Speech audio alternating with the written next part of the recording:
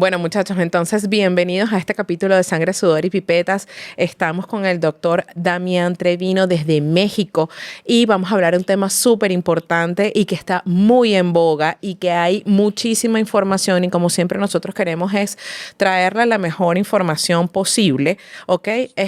Vamos a hablar de análogos de la GLP-1. Bienvenido, doctor Trevino. ¿Cómo se llama? Nos encanta, de hecho, lo sigo a través de TikTok y Sí. como le había comentado, pues me gusta mucho la manera en que transmite la información y además me encanta es cómo le dice al medicamento cuando no es original. Ay, los tripatitos. Los tirsepatitos. Ah, tirsepatitos. Los Con eso me, patitos.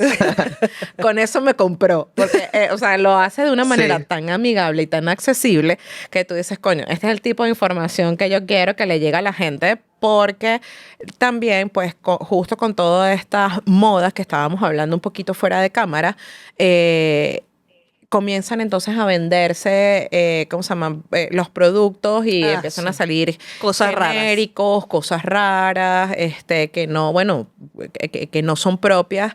Y la gente, digamos, entre la desesperación de perder peso O de ganar salud. o de ganar salud, como lo quiera, muy bien dicho, Tai, pues termina incurriendo, digamos, en esa práctica, ¿no? Por ahorrarte unos pesos, unos dólares, unos bolívares. Y bueno, total que es la locura total. Así es como funciona, pero recuerden muchachos en seguirnos en todas las redes sociales como Sangre, Sudor y Pipetas, darle a suscribirse, darle a la campanita y meterse en nuestra página web que está bellísima, www.sangresudorypipetas.com. Entonces, mi doc, bienvenido una vez más. Y nosotros siempre Muchas hacemos gracias. como unas preguntas de calentamiento, así como para irnos relajando. Para conocernos mejor, Sí. la verdad. Conocernos mejor porque genuinamente pues esta es la primera vez que nos vemos. Espero que la primera de muchas. Y bueno, queríamos preguntarte ¿por qué escogiste medicina? ¿Cuándo fue el momento de tu vida donde tú dijiste, mira, yo lo que quiero es Sí. ser médico?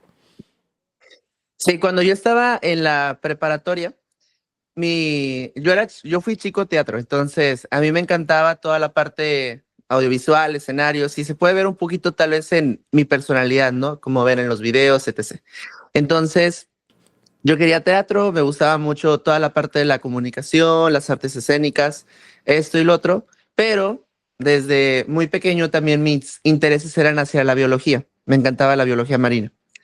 Por X o Y razón, mi hermana, que ahorita ella está acabando la residencia en terapia intensiva, se metió a la carrera de medicina y yo tengo un hermano que es gemelo, que ahorita está acabando la rehabilitación cardíaca. Entonces fue como que, bueno, pues ella se metió, pues nosotros también vamos a meternos. Y desde ahí pues empezó este camino largo que tenemos como medicina, ¿no? Sin embargo, una de las características que al menos yo empecé a notar mucho en la medicina es que es un mundo amplio, o sea, no te acabas de toda la información que puedes llegar a encontrar y que cada vez hay que estarse actualizando, ¿no? Entonces, esa parte de la información, de ir creciendo, de ir aprendiendo nuevas cosas, creo que realmente fue una de las razones por las cuales yo me metí a medicina. Es que en medicina nunca terminas de estudiar, jamás. O sea, es que no No, existe. En la jamás. ciencia en general, Exacto. en la ciencia en general, porque la ciencia está avanzando todo el tiempo, incluido de lo que vamos a hablar en este momento, ¿no? Total, Porque además sí. ha sido como que Ajá. un boom increíble, ¿no? Exactamente. Tú querías comenzar Mira, yo lo que quería comenzar en parte era porque, bueno, hay dos definiciones. Hay una definición general de lo que es la obesidad según la OMS, que es lo que creo que todos manejamos, pero en enero del 2025, un grupo de expertos en endocrinología publicó en The Lancet una nueva clasificación de la obesidad. Siendo esto así y comenzando a hablar de los análogos de la GLP-1 como precursores para la pérdida de peso y el tratamiento de la obesidad, yo sí quería que el doc nos definiera qué es la obesidad independientemente de los términos de las dos corrientes, por decirlo de alguna manera, que se están manejando actualmente. Y y ya comenzar pues a conversar sobre lo que nos trajo sobre aquí. lo que nos trajo aquí, tal cual. De los GLP-1, ¿no? Sí. Muy bien. Siempre que nosotros hablamos y entramos en ese tema que es la obesidad, entramos en un área de conflictos. Entonces hay conflictos sociales, conflictos culturales y conflictos médicos. Y lamentablemente hoy en 2025 aún no nos logramos poner de acuerdo en separar la parte social y cultural de la parte médica. Sigue estando muy, muy, muy mezclada. Cuando una persona que vive con diabetes dice, no, es que yo quiero vivir con diabetes y quiero tener la glucosa en 500, a todos se nos disparan activadores, ¿no? Esta persona no se quiere cuidar. Entonces ya tenemos muy bien enmarcado el significado de enfermedad y diabetes. Pero cuando nosotros entramos en la parte de la obesidad, entramos en un terreno en donde existe este problema que la mezcla sociocultural y también de marketing, porque muchas empresas se aprovechan de esto para tratar de llegar a otro público u otro tipo de clientes, se mezcla con la parte médica. Entonces, ante esto, surgen o tratan de emplear definiciones. Y la definición que antes teníamos todos nosotros es que la obesidad realmente no se consideraba como una enfermedad, sino simplemente se definía, tal y como lo dice la OMS, como una acumulación de exceso de grasa. Entonces, esta acumulación de exceso de grasa te puede llegar a provocar un aumento o un riesgo de otras enfermedades. Entonces, la obesidad quedaba como un factor de riesgo, no tanto como una enfermedad establecida. Entonces, si la persona vivía con obesidad, podía tener o desarrollar en un futuro alguna enfermedad cardiometabólica. Y esto era la misma severidad o la misma gravedad que cuando nosotros hablamos de tabaquismo, de menopausia temprana, o hablamos de exposición a alto consumo de sal. O sea, quedaba en el mismo nivel porque estamos hablando de factores de riesgo, al final de cuentas. Factores de riesgo que pueden ser modificables o algunos que no pueden ser no modificables, ¿no?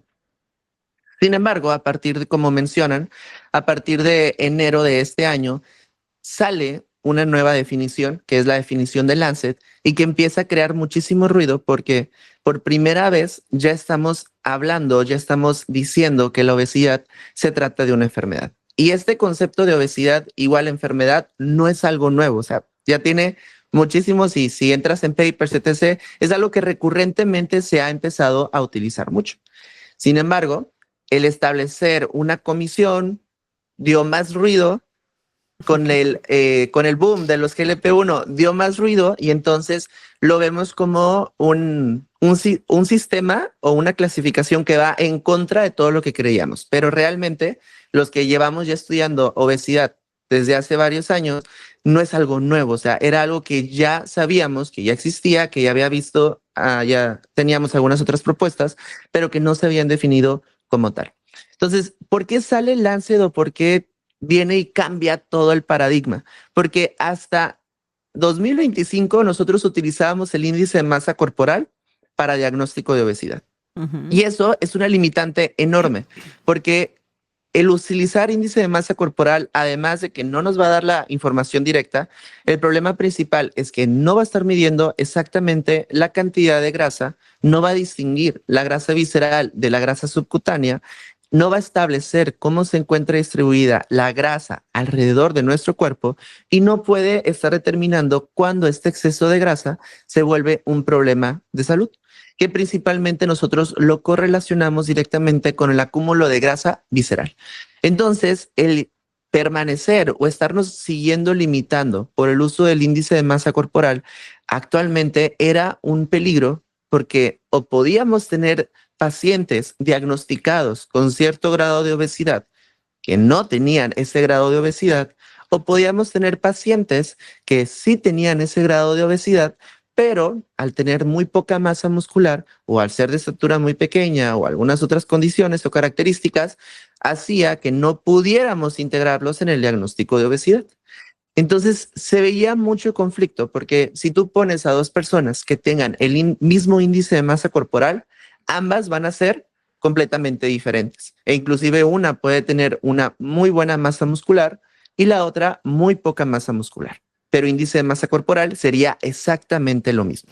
Claro, pero ahí Entonces, para viene, eso, sí, discúlpeme, de ahí viene el tema de cómo medir la distribución de la grasa, porque el índice de masa corporal es como más sencillo hacer el cálculo. Ujú. O sea, porque bueno, es exacto. el peso entre la estatura, no sé qué, y ya está. Pero entonces ya la distribución de la grasa y de paso buscar la grasa visceral y la grasa subcutánea y ver cómo se distribuye, ya tiene unos temas técnicos adicionales, ¿no? Exactamente. Y después llega ya la definición nueva de Lancet, en donde nos cambia este concepto y establece dos grupos de pacientes. Los pacientes que tienen obesidad preclínica y los pacientes que tienen obesidad clínica. Teniendo como definición que la obesidad preclínica va a ser este exceso de tejido adiposo, pero que sí puede estar asociado a cierto grado de daño o de riesgo en la salud, pero no está provocando una enfermedad. Entonces aquí es muy importante el hecho de que ya empezamos a introducir a la obesidad como lo que se trata de una enfermedad crónica. Y en el mismo caso que en su momento apareció diabetes y que después teníamos prediabetes y que en 2025, aún aunque no lo crean, me ha tocado pacientes que me dicen, doctor, es que yo fui a consulta con mi médico y me dice que la prediabetes no existe. Entonces, estos conceptos o este término de obesidad preclínica es muy parecido a lo que nosotros tenemos con prediabetes, que no lo tenemos que ver como una entidad clínica aislada, sino más bien como el primer paso al desarrollo de una enfermedad crónica que va a traer consecuencias metabólicas muy importantes en nuestro cuerpo.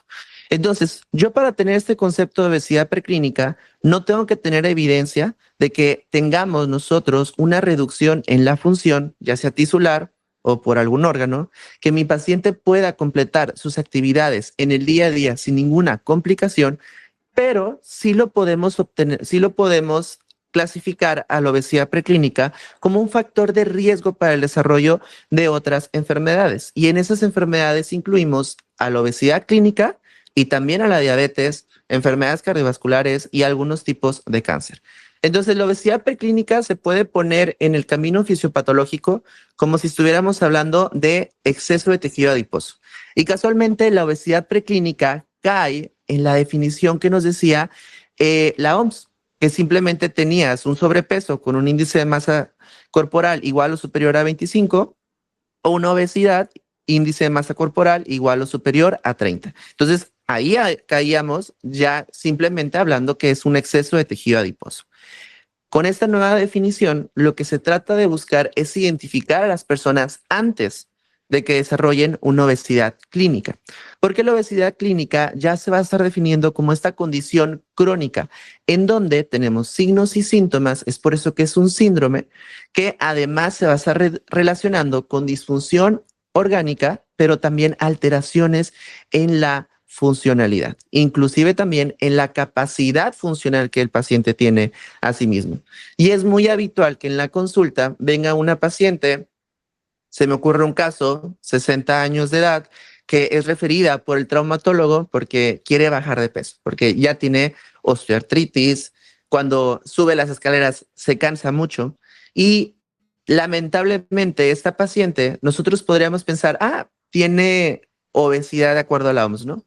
Y la mandamos con el nutriólogo, hacemos cambios en el estilo de vida, la paciente no logra tener la reducción de peso y simplemente le decimos, pues es que no quiere echarle tantas ganas.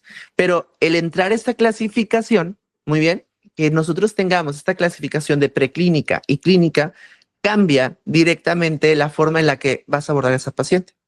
Porque ahora yo ya no lo voy a abordar como un factor de riesgo que se tiene que modificar, sino como una enfermedad. Si una paciente conmigo llega y tiene, o con cualquier otro médico, llega y tiene una hemoglobina glicosilada de 10%, tú no le vas a decir, ve con el nutriólogo y haz ejercicio. O sea, eso ya lo sabemos. Nadie lo haría. Eso es una realidad. Pero a esta paciente que les comento el caso, sí le llegan a decir, haz ejercicio y ve con el nutriólogo, cuando ella ya entra en este concepto de obesidad clínica. De alguna manera, entra, con estos nuevos conceptos disminuyes la culpa del paciente. Porque empiezas como a bajar esa ansiedad que siente el paciente de no le estoy echando tantas ganas. Pero es que a veces sí le estás echando Exactamente. ganas. Exacto, le estás echando todas las ganas posibles. A veces solo te estás comiendo la lechuga y no Exacto. pasa nada. Sí.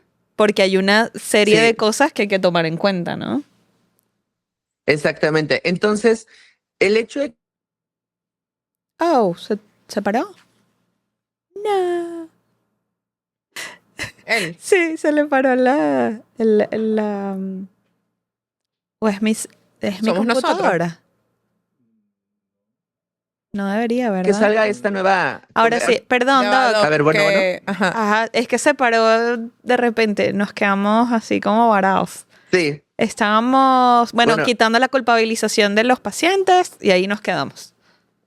sí. Entonces, es muy importante que salgan estos nuevos conceptos, pero algo que yo trato de decirle a todas las demás personas del área de la salud, porque aunque no lo crean, existe mucha controversia con esta nueva definición. Más que nada porque inclusive tú vas a llegar a escuchar a algunos otros profesionales de la salud que dicen es que la obesidad no se trata de una enfermedad, sino más bien de decisiones y de fuerza de voluntad. Entonces, el hecho de que salga esta definición nos da pie o nos da puerta a empezar a entenderla como lo que es, que se trata de una enfermedad crónica. Y quitarle la culpa al paciente no se trata de quitarle la responsabilidad, sino se trata de que el paciente entienda que a pesar de que él trate, se esfuerce y haga mil y un cosas que vea en internet, muy probablemente no vaya a poder vencer a esta enfermedad. Porque nunca, o sea, eso sería algo inaudito que alguien vaya y le diga a una persona que vive con enfermedad renal crónica y que tiene que hacerse diálisis a que le eche ganas para ya no depender de la diálisis. O sea, ese es un concepto que nadie, ni siquiera los gurús y todo, bueno, sí ha de haber algunos, pero Sí, cómo no. Muy Iba a pocas decir, y qué personas. bueno, vamos a Siempre no hay entrar uno. allí. Ajá, siempre hay uno, pero muy pocas personas dirían eso a un paciente que vive con enfermedad renal crónica terminal, igual que con diabetes, igual que hipertensión. Ey, con Otra de diabetes, las- sí. también hay. Y que mira, Exacto, hay sí, que de echarle que ganas con para esto vencer se la te quita. diabetes. Sí. Ajá. No. Sí, entonces, una de las cosas también que cambia es el concepto que nosotros tenemos de sobrepeso. Entonces, el sobrepeso, muchas veces nosotros lo definimos como una entidad que tal vez ni siquiera la consideramos como una enfermedad. Pero si nosotros evaluamos bien esta clasificación de Lancet, desde la obesidad preclínica, se nos está dando la sugerencia de que si tú ya tienes exceso de tejido adiposo, pues lo tenemos que estar nosotros considerando como algo que puede llegar a ser patológico o que te puede dar pie hacia otro tipo de enfermedades. Al final, la clasificación de Lancet, también otro punto muy importante, es que no es una guía internacional, porque ese es otro error que muchas veces se llega a confundir o que se llega a cometer. Yo tuve la oportunidad de ir a un evento aquí en México acerca específicamente de este tema de obesidad y existe esta pelea de que es que preclínica y clínica, el paciente o el médico se va a confundir más. Y esa misma pelea surgió cuando teníamos los conceptos de prediabetes y diabetes. Y diabetes, O ajá. cuando salió hipertensión normal alta e Exacto. hipertensión. Bueno, presión verdad. arterial normal alta, perdón, e hipertensión Hipertensión arterial. arterial. Exacto. De hecho, ¿cómo se llama? Porque Hace poco sí. se hizo hay una nueva clasificación de Sí. hipertensión y entonces es Hace como un mes. hipertensión 1, Sí. hipertensión estadio 1, hipertensión estadio Ajá. 2. O sea, y ya no se habla de crisis hipertensiva, Ajá. ya, o sea, hay una redefinición, pero porque son guías internacionales y digamos que lograron estar en consenso, que creo que es una de las cosas que más cuesta Sí. a nivel, bueno, nacional e internacional, porque aquí pasa mucho también. Exactamente. Y es que varios expertos se pongan de acuerdo. se pongan de acuerdo. Para un concepto. Exacto.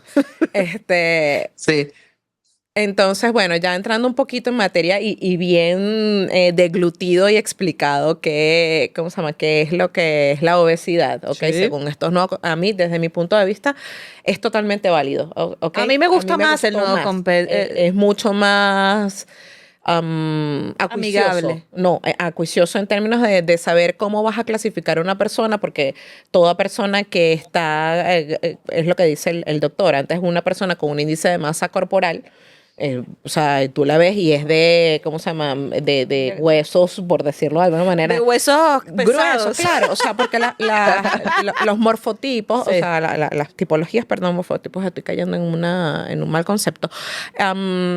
Las tipologías de tipologías cuerpo. de cuerpo son distintas. Entonces, hay personas que vamos a tener concentración de mayor cantidad de tejido adiposo en las piernas. Hay personas que son que tienen mayor cantidad de tejido muscular y vamos a tener un índice de masa corporal Los isomorfos, igual. mesomorfos, ectomorfos, Exactamente. muchachos, eso lo pueden Exacto, buscar. sí. Pero como paciente, o sea, yo lo digo como paciente que siempre he luchado con mi peso, o sea, lo estoy hablando no como científico, sino como paciente.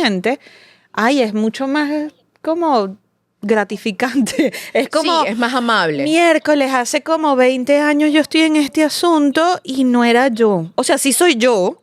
Claro, porque es que es lo que dice Sí, lo que sí dice el soy doc. yo, pero no no- exenta la responsabilidad. Ajá. El hecho de que no implica que Sí no te soy hagas yo, pero hay responsable de las otras decisiones. cosas, Exacto. hay otras cosas que puedo hacer para mejorar, porque voy a seguir padeciendo de la enfermedad. Exacto. Y bueno, que te Exacto, puedas ajá. recuperar hasta cierto punto, hasta el tema de ya no estar en obesidad o de poder salir de la cronicidad de la obesidad, pues eso a uno le da como un alivio. Y también creo que es una manera, si bien te exime de culpa, Sí. también te hace más responsable porque tienes que realmente hacer una modificación en estilos de vida, realmente consciente, que es incluso lo que hacen muchas personas cuando ya están diagnosticadas con diabetes. Claro. Que es y que mira, yo no puedo comer tanta azúcar o no puedo comer tantos carbohidratos complejos, se hace más responsable de su cuidado. Ajá, porque saben hasta dónde pueden llegar, a eso me refiero. O sea, y por eso lo digo desde el punto de vista de paciente. Sí, claro. O sea, que es como que ya me puedo entender, ¿ok? Ya sé que es que esto nada va a ser definitivo porque lo voy a tener que trabajar todo el tiempo. No es que me voy a tomar, y lo estoy diciendo de verdad como paciente, 3 pastillas durante 3 meses, porque ya yo desde los, no sé, 18 años he pasado por cualquier cantidad de dietas. Y después eso se va a quedar así para siempre, ¿sí? O sea, dentro de los que duran más son las mangas gástricas para el tema de obesidad y aún así pueden perderlas. ¿Sí? Sí, pero es que igual, si no hay una concientización De lo que está es y ocurriendo. de tu relación con la comida, hermano, o sea, Porque hay que no- tratarlo como un síndrome. Exacto, es algo multifactorial. Pero bueno, Totalmente. Exacto, Entonces, exacto. bueno, vamos a entrar, vamos a seguir ahondando sí, y ahora ahora sí sí. vamos a darle con todo. ¿Qué son los análogos de la GLP-1? Muy bien. Cuando yo hablo de análogo de receptor GLP-1, y así se lo explico a los pacientes y los demás que nos estén escuchando, hay que verlo así. Son un tipo de medicamentos que van a estar haciendo una mímica de acciones que nosotros ya tenemos en el cuerpo, ¿ok? Y esas acciones son de una hormona que se conoce como GLP-1. Entonces, esos medicamentos tratan de imitar esas acciones porque se ha identificado que los pacientes que viven con obesidad, viven con diabetes o tienen alguna otra condición metabólica llegan a tener disminución en los niveles de GLP-1. Entonces, estos que primariamente salieron, esos tratamientos que primariamente salieron para diabetes tipo 2, también se empezó a identificar que ayudaban en los pacientes que viven con obesidad. Pero actualmente el potencial terapéutico que tienen incluyen tanto beneficios cardiovasculares, neurológicos e inclusive de otras enfermedades metabólicas. La forma en la que actúan estos medicamentos es simplemente imitando la acción de esta hormona. Entonces, todos en el cuerpo tenemos receptores de GLP-1. Esos receptores están en el estómago, están en los intestinos, están en el páncreas, están en el cerebro y aparentemente están empezando a sacar que hay de esos receptores en muchas otras partes de nuestro cuerpo, pero esos van a ser los más importantes. Entonces, cuando yo aplico este análogo receptor GLP-1, esta molécula dura muchísimo más tiempo que el GLP-1 endógeno, el que yo produzco en mi propio cuerpo. Entonces, este tiempo mayor de duración nos permite tener mayor cantidad de efectos a más tiempo en comparación de lo que normalmente llegábamos a tener. Cuando uno come, automáticamente la comida llega en el estómago, se empiezan a lanzar estímulos que nos van a decir que ya nos encontramos satisfechos porque ya tenemos alimento dentro de nuestro estómago. En los pacientes que viven con obesidad o que viven con diabetes, ese estímulo no está siempre presente. Y es por eso que uno puede llegar a tener distintos tipos o fenotipos de obesidad o fenotipos de hambre, en donde tú te comes una hamburguesa, te comes una comida que cualquier persona podría considerar tal vez muy grande o de muy buena cantidad, pero a ti te sigue quedando hambre a los 20 minutos, a los 30 minutos, o es el típico que le digo a los pacientes, es que acabas la comida y te pides tu postrecito y tu cafecito. Entonces dices, ¿cómo llegó o sea, cómo puedo tener espacio después del consumo de cierta cantidad de alimentos? Entonces, generalmente, en este caso, pues puede ser por una deficiencia o una mala utilización del GLP-1 endógeno que tenemos. Entonces, el primer punto en donde actúan esos medicamentos es específicamente en el estómago, para mandar esas señales de que ya te sientes satisfecho. Y esto lo consiguen gracias a un efecto que se conoce como retraso en el vaciamiento gástrico. Y no hay mejores palabras que decirlo así, y yo quiero que todos nos quedemos con que se dice así, retraso en el vaciamiento gástrico, y no verlo como que se vuelve lento tu estómago, ¿ok? O que se vuelve lento Se vuelve tus lenta la intestinos. digestión, sí. Más que nada, exacto, eso que acabas de mencionar es un tema, pero muy, muy importante, porque todas las personas que no están muy familiarizadas con el tema, o que acá, al menos yo estoy empezando a hacer un movimiento acá en México de distinguir a los medfluencers de los líderes de opinión digital, y es que utilizan este término de que el estómago se te va a hacer lento, los intestinos se te van a paralizar para definir que este es un efecto adverso del medicamento. Pero la realidad es que no es así, no es un efecto adverso, sino más bien es un retraso en el vaciamiento del estómago. Algo muy similar a lo que nosotros llegábamos tal vez a encontrar con el balón endoscópico, que te sentías más lleno por más tiempo, por lo que el estómago no podía estarse movilizando de forma adecuada y que te sentías más satisfecho. Pero el problema es de que nos hemos ido hacia el otro lado y hay muchas personas que con tal de generar vistas, amarillismo o morbosidad, empiezan a utilizar ese término de que se te va a paralizar el estómago, pero la realidad, o los intestinos, pero la realidad es que no es así. Entonces, una vez que está haciendo ese efecto en el estómago, el segundo sitio muy importante que vamos a tener va a ser a nivel del páncreas. Y en el páncreas, este medicamento se va a encargar de la regulación de la producción de insulina. Entonces, esta regulación yo la tengo que ver como este término, regulación. No estimula la producción de insulina, aunque sí lo hace, pero no la estimula simplemente por estimularla, sino que la estimula a través de los niveles de glucosa que el cuerpo tiene. Y ya sabemos, y se los digo a todos los demás que nos están escuchando, cuando yo hablo de medicamentos para diabetes, voy a tener medicamentos que estimulan la producción de insulina, y se le conocen como insulinotrópicos, pero podemos tener dos grupos, o vamos a tener dos grupos, los dependientes de glucosa y los independientes de glucosa.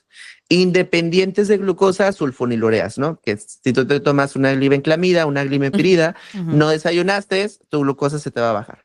Dependientes de glucosa, aquí entran esos análogos de receptor GLP-1. Entonces, muy difícilmente el análogo de receptor GLP-1 te va a estar provocando una hipoglucemia.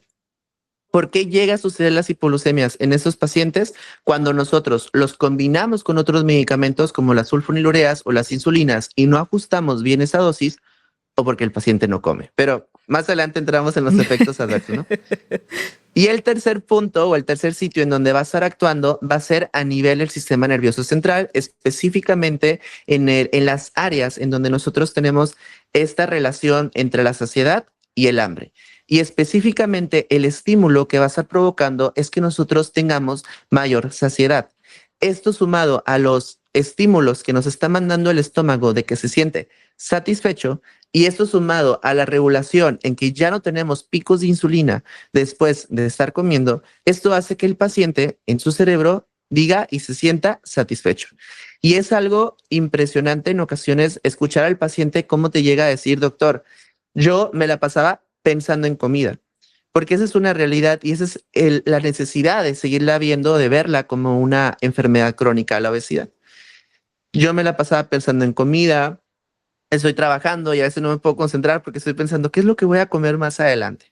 O bien pacientes que tienen un cajoncito ahí en su oficina de chucherías, de dulces, que dicen, solamente es por cuando me dé un antojo, pero pues sabemos que esos antojos se vuelven algo complicado. Entonces, la activación en esos 3 puntos específicos del GLP-1 es lo que nos va a ayudar, es lo que nos va a permitir que nosotros lleguemos a tener un control en la parte del apetito.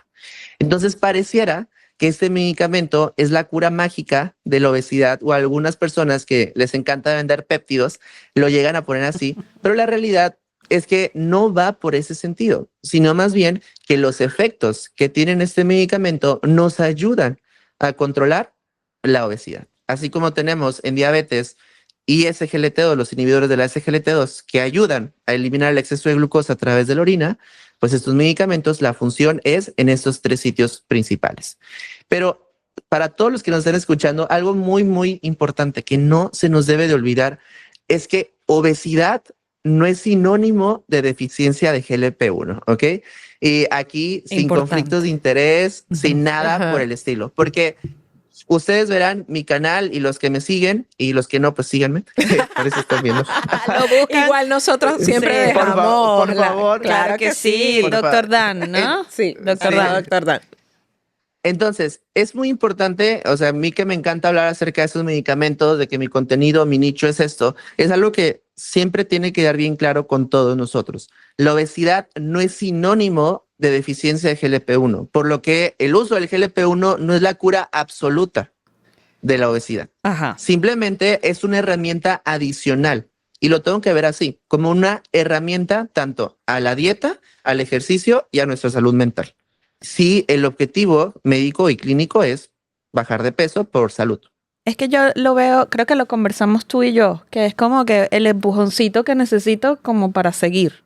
Sí, porque Exacto. O sea, es como que a muchas veces uno está cansado, o sea, estás ahí que... A ver, sin duda el tema de la obesidad es algo complejo, porque es tu relación con la comida, tu relación con el ejercicio, La tu relación ansiedad. contigo mismo, es el trabajo de la ansiedad, son niveles de cortisol, hay muchísimas cosas. Y si eres mujer, peor.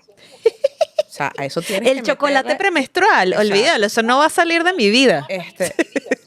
Ahí Pero uno. sigue teniendo mucha componenda. Sí. Entonces, ¿qué es lo que sucede? Pues que no te estás haciendo más joven.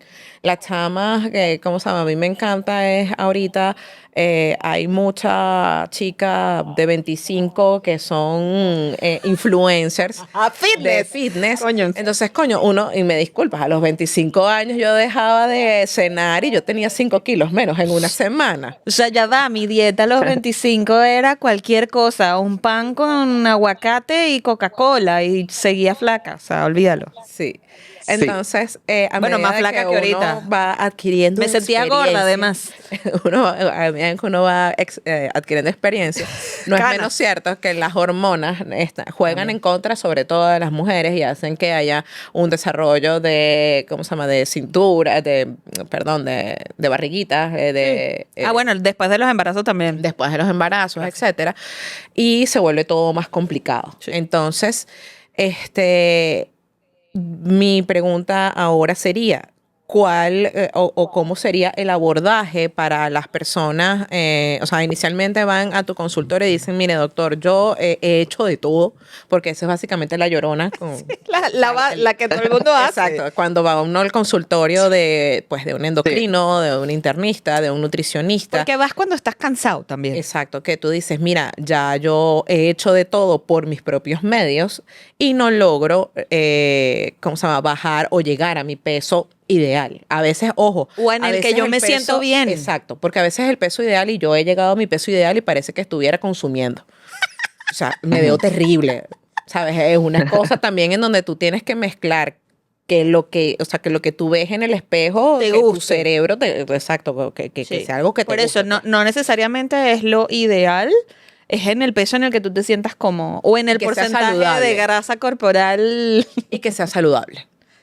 Digo yo. Sí. Exacto. Entonces, ¿cómo es el abordaje? Digamos, vamos a tratar un poco de restringirnos hacia la parte clínica. Llega tu paciente y te dice, ay, ¿cómo está, doctor? Dan, buenos días. Mira, yo lo sigo por las redes, de verdad, usted me encanta. Pero eso, hice dieta, hice ejercicio más dieta y no logro perder peso. Y una amiga me Y dijo. una amiga me dijo, exactamente. Sí, bueno, en la consulta a mí me toca ver dos tipos de pacientes típicamente. La paciente que ya inició el tratamiento y que llega porque vio los videos y la Ajá. paciente o el paciente que quiere iniciar el tratamiento. Entonces, actualmente los GLP-1 y lamentablemente es una situación que sucede en mi país, no sé cómo esté en su país, que no están regulados y te los venden sin prescripción médica.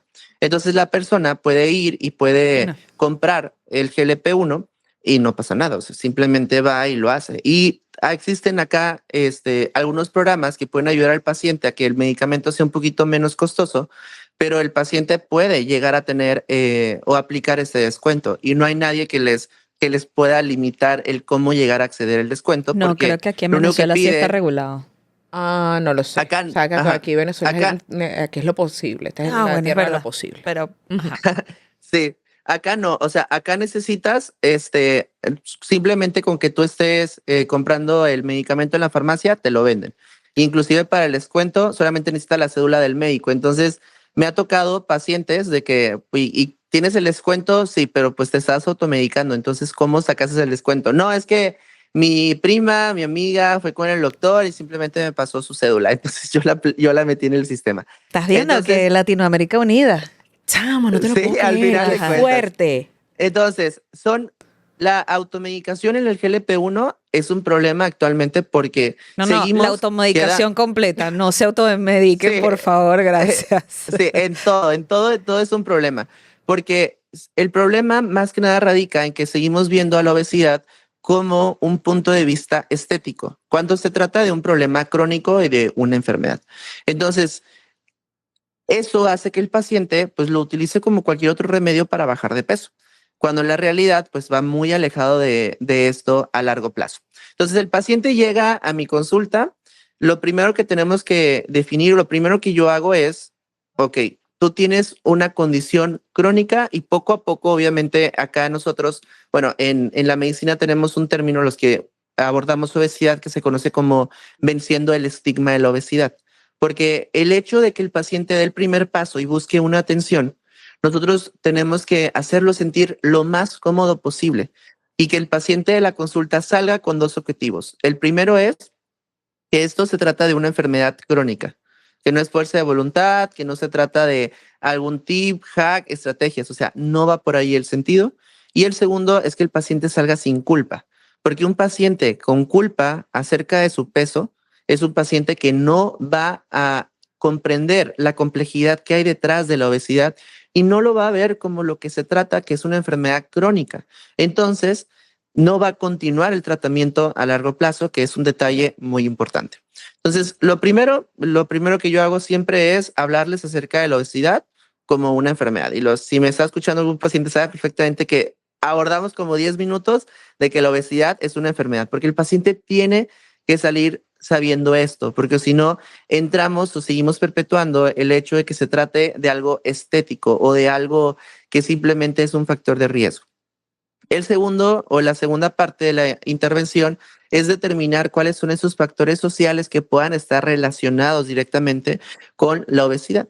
Y aquí tenemos que, así abiertamente, tenemos que hablar las cosas como son, porque vamos a tener factores tanto familiares, en donde el círculo familiar tal vez no permite que el paciente alcance la reducción de peso, porque ese es un problema muy importante y es un problema más en la obesidad infantil.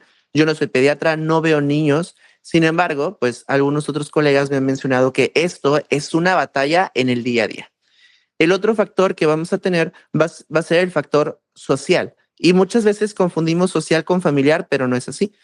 Y vemos el caso de Serena Williams, ¿no? Que salió y dijo, yo me estoy aplicando GLP-1. Entonces, ¿por qué una decisión médica puede hacer una gran cantidad de información en medios, post, amarillismos y opiniones encontradas? Sí, es una decisión médica. Es Ujú. como Sí. cuando salió Nick Jonas, que él se ponía insulina. Todos lo veían, bueno, pues él se pone insulina. O Sí. sea, no es como que más. Inclusive lo utilizaron como campaña para que los Sí. adolescentes no se sintieran con esta pena en cargar con su pluma de insulina o que los demás tuvieran un poquito más de conciencia.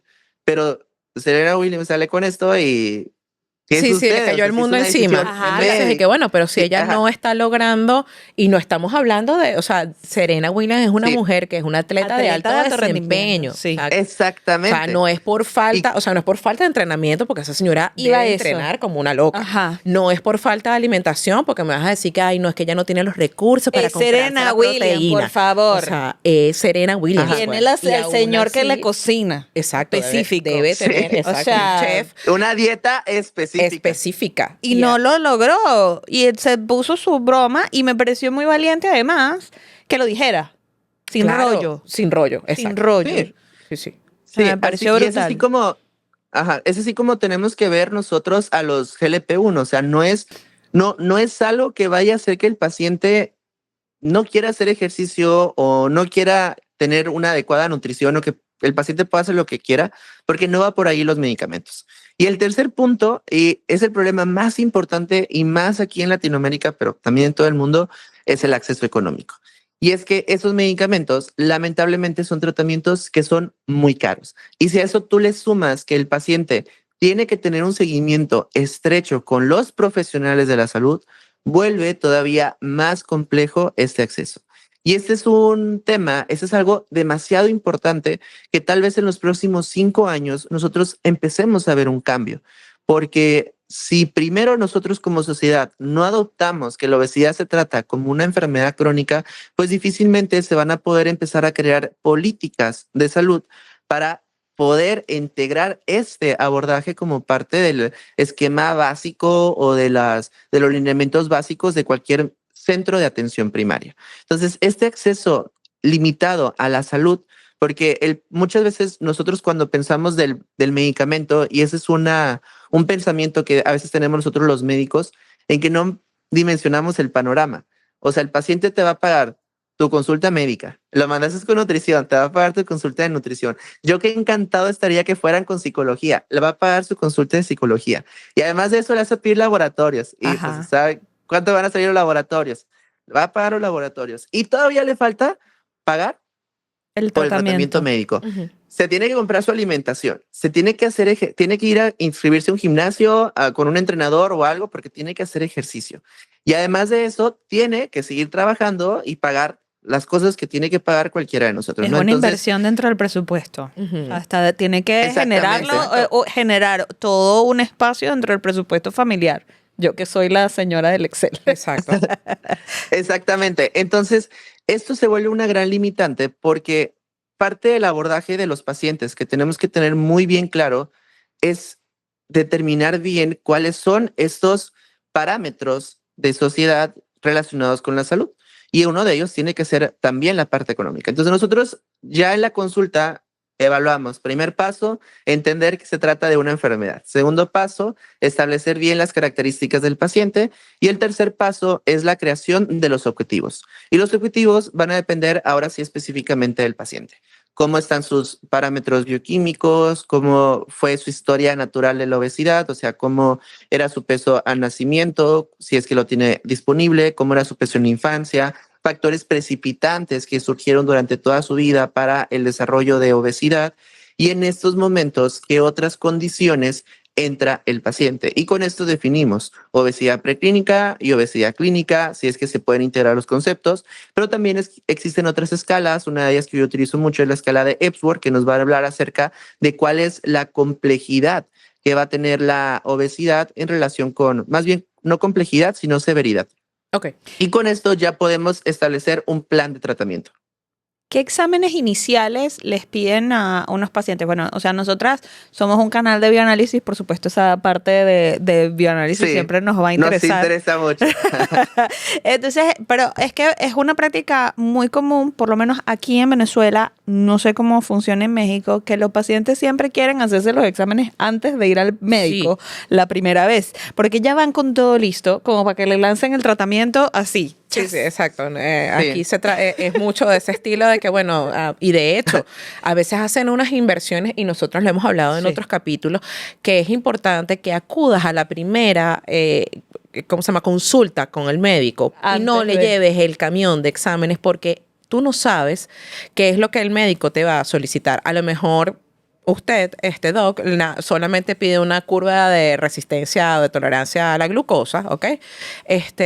Mientras... O pide una biometría O hemática. pide una biometría hemática y ya, porque, ¿sabes? O Sí. nada más con ver al paciente lo tienes, o sea, ya tienes claro. una buena anamnesis, ya lo tienes todo registrado. Dicen, Sí. no, mira, esto es 2 más 2.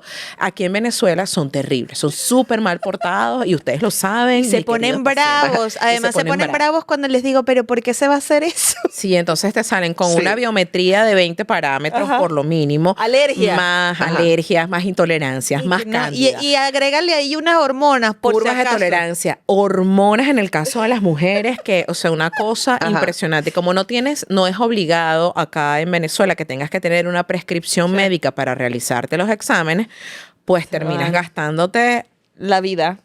o sea, lo que te iba a salir por lo menos 3 consultas, o la primera consulta Sí. con el internista, con el nutriólogo y con el psicólogo. Porque Y tiene entonces, que, bueno, o sea, Sí. yo también soy muy partidaria de que siempre, lo hemos dicho que el muchas abordaje veces, sea integral. el abordaje integral siempre es importante. Pero ¿qué le pides tú después de la primera consulta? Sí, generalmente como yo trabajo con mis pacientes en un tipo de programas, entonces nosotros tenemos sus propios, cada paciente tiene su propio canal de WhatsApp. Entonces ahí no nos Ok. limitamos tanto porque yo entiendo un poquito al paciente, Sí. el por qué el paciente llega a la consulta con los laboratorios, porque es una práctica muy lamentable y eso es algo que a mí no me gusta, que tú vayas al médico y que el médico te diga, pues, fíjese que necesito que se haga sus exámenes de laboratorio y la veo en 5 días. Pero doctor, ¿qué tengo? No, pues es que necesito los exámenes de laboratorio, ¿no? Entonces, esto es desde el lado del paciente y suena algo como que, bueno, pues es que yo te estoy pagando una consulta médica. Pues sí, pero la misma información que tú me darías, me la vas a estar dando, pero si tuviera los laboratorios me lo hubieras dado mejor. Entonces, tal vez por ahí vaya, ¿no? Entonces, ajá. Sí, no, sí, sí. no se estén. Lo de los laboratorios coincido porque a ustedes les ha de pasar mucho de que el paciente se hace laboratorios y se espanta. Entonces llegan a tomar decisiones que no tienen que estar tomando porque pues ellos no pueden interpretar laboratorios. O si no vienen, entran a licenciada, ChatGPT. ¿qué es lo que tengo? No, en el mejor de los casos, porque si no empiezan y que es que yo me metí en Google y Google me Sí. dijo y uno es que ChatGPT. Sí, No, no. ChatGPT. Ya tuve un paciente que se había hecho, o sea, así llegó a la consulta que se había hecho niveles de testosterona y fue, es que ChatGPT me dijo que los tengo medianamente bajos. Y yo, ¿cómo que medianamente bajos? A la tendencia a la baja. Ah, ok. Entonces, ok, bueno, para eso tenemos cortes, ¿no? Bueno, entonces, yo a los pacientes les comento que para los laboratorios vamos a necesitar al menos 3 que son los indispensables y algunos otros que tal vez sí los podamos utilizar. Entonces, el primero, el sobre todas las cosas, es una química sanguínea. Y no es tanto que la química sanguínea tenga todos los 30 o 40 o 50 elementos que a veces llegan a poner. Simplemente lo que yo necesito es cómo se encuentra su glucosa en ayuno, cómo se encuentra su creatinina sérica, cómo se encuentra el BUN, el ácido úrico y cómo se encuentra la TGO y la TGP, Ok. ACT-ALT. Nada más, eso es lo único que yo necesito porque esto nos ayuda a integrar si el paciente tiene alguna otra enfermedad que nosotros no hemos diagnosticado previamente. Y es aquí en donde entraría la disfunción o el hígado graso asociado con disfunción metabólica, Ujú. que es una enfermedad cada vez más prevalente, muy infradiagnosticada y es porque no tenemos este recurso a la mano. El segundo estudio de laboratorio que generalmente llego a solicitar son los niveles de 25 hidroxivitamina D. Entonces, Ok. este parámetro se ha vuelto muy popular y es porque los pacientes que viven con obesidad, que viven con diabetes, llegan a tener muchísimas deficiencias tanto en grado de insuficiencia como en grado de deficiencia y se ha correlacionado que el darle la suplementación cuando tenemos esta deficiencia, llega a tener cambios positivos en el paciente. Y ahorita ya existen muchos papers porque es como que una tendencia, una moda que se está haciendo lo de los niveles de vitamina D.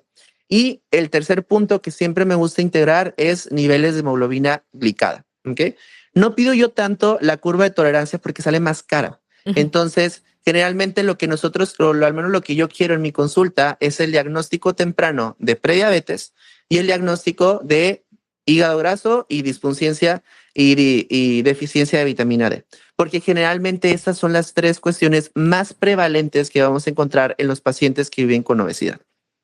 Algunos otros estudios adicionales que se pueden llegar a emplear es estar solicitando a los pacientes el OMA, que no soy muy fan de el OMA, pero en la telemedicina pues no me queda de otra porque no me puedo pasar a través de la pantalla para ver al paciente.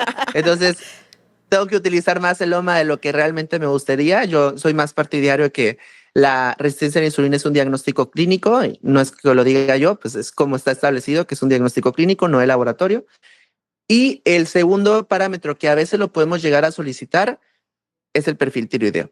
Y es porque las enfermedades tiroideas, más que nada el hipotiroidismo subclínico, es muy prevalente y muchas veces nosotros no lo diagnosticamos o lo dejamos pasar, y esto puede ser una causa del por qué el paciente no está pudiendo tener la reducción de peso. Pero esos dos, tanto el índice de OMA como el perfil tiroideo, son en casos muy específicos, porque lo que menos yo quiero con el paciente es cargar el peso económico de un sinfín de laboratorios que muchas veces se hacen simplemente porque pues fueron al laboratorio, había un paquete y pues se hicieron el paquete completo. Que ustedes bueno, ahí yo les hago una pregunta a ustedes. Que realmente saben perfectamente las diferencias en los laboratorios, ¿no? Hay laboratorios no sé si lo han tocado en algún tema, en algún podcast, de la calidad de los laboratorios, y cuando son estos famosos paquetes, generalmente son de los laboratorios pues que menos calidad, certificaciones, lo que sea que tengan para validar los resultados o calibraciones de los equipos tienen. Y llega cada cosa, pero sí, cada cosa. Llega cada cosa. Mire, Doc, o sea, no sabe. Es un problema polémico, pero ajá. Sí lo hemos tocado, sí. No lo hemos tocado a fondo como tal, pero sí, por lo menos acá en Venezuela, ahorita estamos lidiando con ese, es un problema que hay, ¿ok? Pero es un problema que viene desde el punto de vista deontológico, ahí hay un problema comercial, ahí hay como varios problemas que se conjugaron en uno solo. Y está explotando en este momento en las redes sociales. Exacto, sí. Bien fuerte, por lo menos las de aquí. Polémico. Sí. Y es polémico. Sí, totalmente. O sea, porque está todo el tema de los precios, hay un tema... Sí, o sea, vamos a ver si buscamos una manera de tocar esto sin que nos linchen. Sí. Pero sí. Luego. Luego Lo hacen. Luego lo hacen, que yo no esté presente. Va a ser buena idea. Que usted fue el que trajo el tema a colación. Yo no dije nada. Sí. Es que muchas veces el paciente por ahorrarse llega a gastar más de lo que se pudo haber ahorrado. Pero bueno, sigamos con los GLP-1, ¿no? Y que mejor no nos metamos en este asunto. Sí, mira, ¿sabes qué me llama mucho la atención?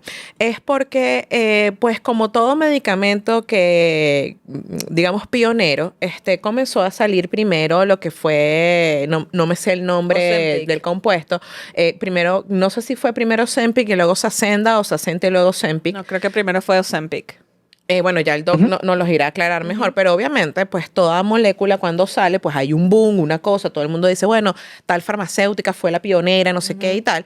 Y luego, pues hay perfeccionamiento de esa molécula, porque, o sea, en farmacéutica, pues todos están abordando el mismo problema desde una manera distinta, viendo cuál es la mejor molécula y bueno. Y también los estudios tardan. Exacto, los estudios clínicos tardan bastante, Sí. pues, y eso obviamente tiene que ver con qué tan grande también sea tu empresa, Claro.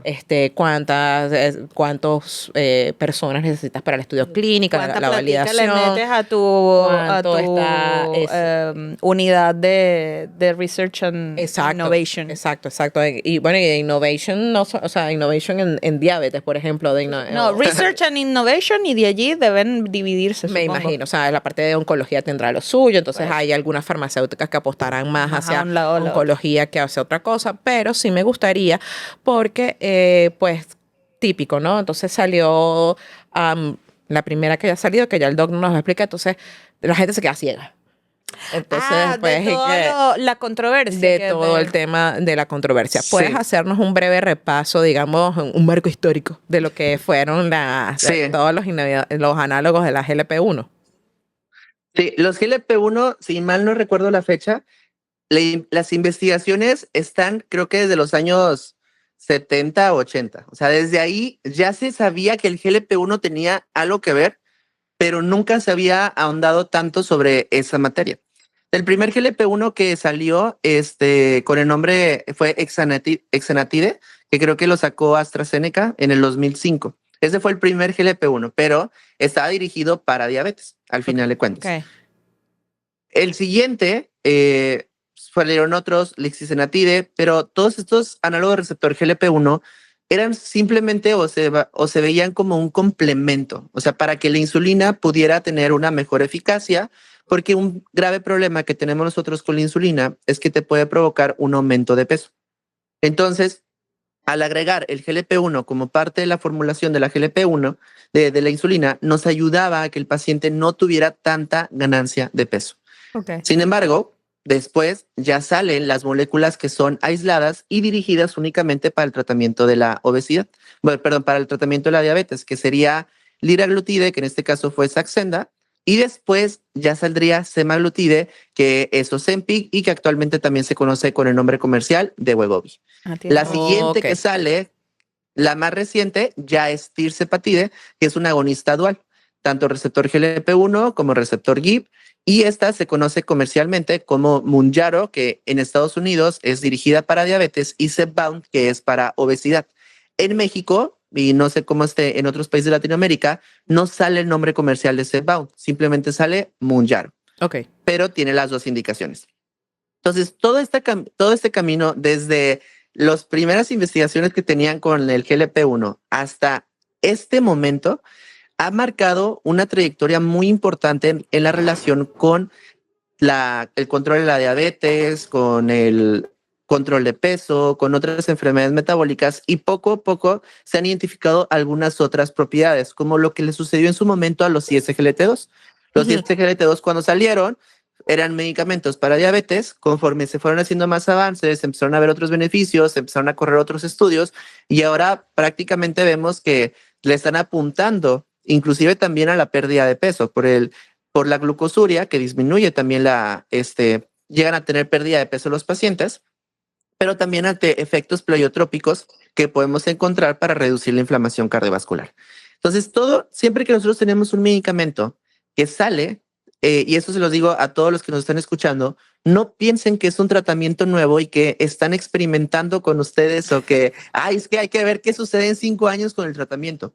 Porque la realidad es que cuando un medicamento sale, tiene entre unos 5 o unos 10 años atrás de trayectoria. Entonces, generalmente, cuando nosotros tenemos esta distinción, o sea, vemos este amplio de años que está pasando con un tratamiento, pues se llegan a identificar efectos adversos que tal vez al inicio no estaban y después ya se identificaron. En el caso de semaglutide, que ya Estados Unidos tiene como 5 o 6 años de que salió, para nosotros tal vez lo vemos como un boom o algo nuevo, pero ellos ya tienen algo que ya tiene mucho tiempo. Entonces estás hablando que semaglutide es una molécula que ha tenido contacto con los seres humanos prácticamente unos 10 años o tal vez más tiempo.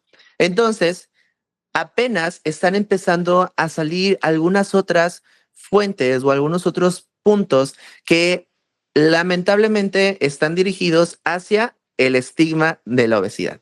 Entonces, doctor, es que salieron unos artículos de oftalmología en donde nos hablan acerca del problema de la pérdida de vista de los pacientes. Bueno, pero tú que estás informando acerca de este artículo, notaste que casualmente son pacientes que tienen diabetes tipo 2, que ya tenían el antecedente de una enfermedad a nivel de la retina previa a la exposición de los medicamentos, y que la cantidad de tiempo que puede llegar a suceder, o sea, tiempo paciente o años paciente para el desarrollo de algún efecto cardiovascular es muy poca.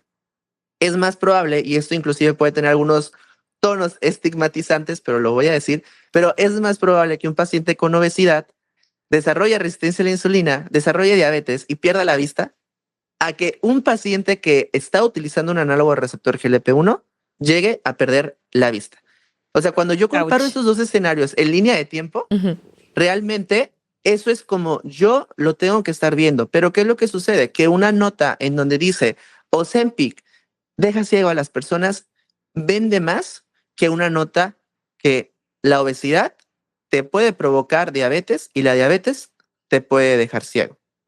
Sí, Y claro. ambos son el mismo resultado del paciente. Entonces, esto no es para decir que los medicamentos son mágicos o que los medicamentos no tienen efectos adversos. Sí, sí tienen efectos adversos. Que si bien se está investigando aún más y que tal vez en unos 5 o unos 10 años se encuentre una relación más exacta o más directa con estos análogos receptor GLP-1 y la pérdida de la visión, tal vez, pero ahorita en estos momentos no es algo que ni siquiera esté como parte del efecto adverso importante o que hayan cambiado los box warning que ponen Ujú, ujú. en los medicamentos, porque al final de cuentas sabemos que una farmacéutica ante estos resultados jamás en la vida se arriesgaría a demandas.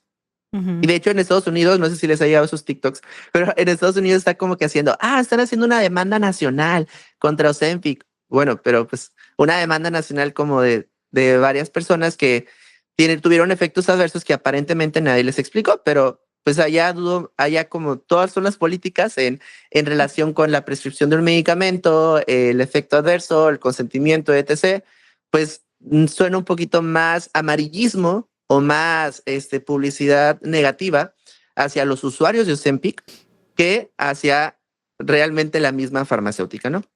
Entonces, todos los medicamentos, quiero que nos quedemos, tienen efectos adversos, que si bien todavía faltan más medicamentos que vayan a salir, mejores adaptaciones de moléculas, todo fármaco que uno ingiera, se inyecte, etc., va a tener un efecto adverso.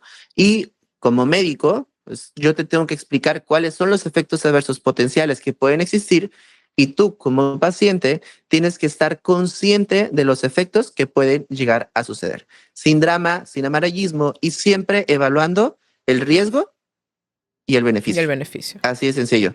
¿Qué efectos adversos ha visto en la consulta? Porque todos los medicamentos tienen efectos adversos y deben haber Exacto. algunos en común.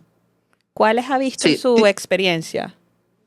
típicamente vamos a tener, así yo se los pongo a los pacientes, tendremos los efectos adversos propios de la aplicación del medicamento, o sea, los primeritos que vas a encontrar, los de segundo término, que van a empezar a aparecer en el segundo, en el tercer mes, y los de efectos a largo plazo. Y tenemos los efectos que son potencialmente graves. Entonces, los primeros efectos que el paciente siente es que empieza a tener náusea, ese es el principal. Puede ocurrir estreñimiento y puede ocurrir diarrea. Sin embargo, este efecto sucede típicamente en la primera aplicación. Otro efecto que llega a suceder mucho es la parte de que se sienten muy cansados, sienten como que los atropellaron. Es una sensación muy extraña que me escriben los pacientes o a veces llegan a tener un dolor de cabeza, pero típicamente esos efectos adversos se presentan el primer día de aplicación y conforme van pasando las aplicaciones, esos efectos adversos se van disminuyendo. Entonces, esos serían como que los primeritos que el paciente puede esperar. ¿Qué esperar el tratamiento? Náuseas. No pasa nada, puedes estar tomando té de jengibre, puedes estar masticando galletas saladas, puedes estar masticando chicle.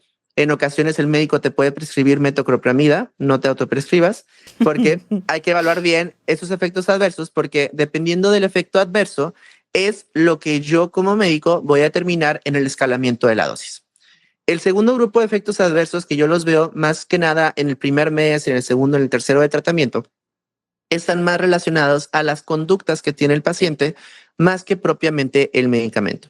Y es que lamentablemente yo no puedo ir a la consulta con un médico y que el médico me prescriba, me puede dar la mejor consulta, pero si no me da una consulta de seguimiento, si no está conmigo al lado, pues difícilmente yo voy a entender todo lo que tengo que tener en cuenta con el tratamiento, porque no es simplemente te hago la receta, te explico y te veo en 3 meses. Eso es un mal manejo de la obesidad y un mal manejo de los GLP-1. No se puede. Y lamentablemente el paciente va a cometer varios errores y es algo que siempre veo en las consultas. Y es el estreñimiento llega a suceder porque el paciente no toma agua y no come. Y esto es algo que me encanta decir a los pacientes. La pérdida del apetito no es un efecto que yo quiero. No queremos, yo no quiero que tener o irnos hacia la tendencia anorexigénica. tú tienes que comer. Ujú. Tienes que comer proteínas, tienes que estar comiendo entre 20 a 30 gramos de proteína cada día, tienes que estar comiendo grasas saludables, tienes que estar comiendo carbohidratos, tienes que estar suplementándote en ocasiones, no siempre, pero hay veces que sí te tienes que suplementar, tienes que estar consumiendo una buena cantidad de líquidos, entre 2 a 3 litros de agua al día.